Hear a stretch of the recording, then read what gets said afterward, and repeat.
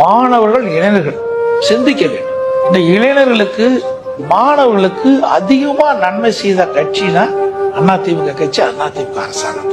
உதாரணத்துக்கு சொல்ல வேணும்னா, பள்ளியிலே படிக்கின்ற குழந்தைகளுக்கு விலையில்லா சைக்கிள், விலையில்லா மடிக்கணினி, அவர்களுக்கு சீருடைகள், புத்தகப்பை, புத்தகம் எல்லாம் கொடுத்து அடித்தட்டில் வாழ்கின்ற ஏழை குடும்பத்தில் மாணவ மாணவி கூட ஒரு நல்ல சிறந்த கல்வி கொடுக்கின்ற ஒரு அரசாங்கம் அதிமுக அரசு. ஒரே ஆண்டில் 11 அரசு மருத்துவக் மருத்துவமனை அம்மா இருக்கும்போது 6 2011 முதல் 2021 வரை 17 அரசு மருத்துவக் கல்லூரி மருத்துவமனை, 67 அரசு கலை மற்றும் அறிவியல் கல்லூரி, 21 பாலிடெக்னிக் கல்லூரி, 5 பொறியியல் கல்லூரி, அதே போல 5 வேளாண்மை கல்லூரி, 4 கால்நடை மருத்துவக் கல்லூரி மாநகராட்சி மையம்.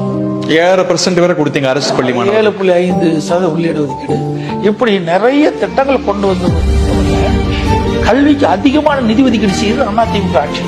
அம்மா இருக்கும்போது அதிகமா நிதி ஒதுக்கீடு செஞ்சாங்க.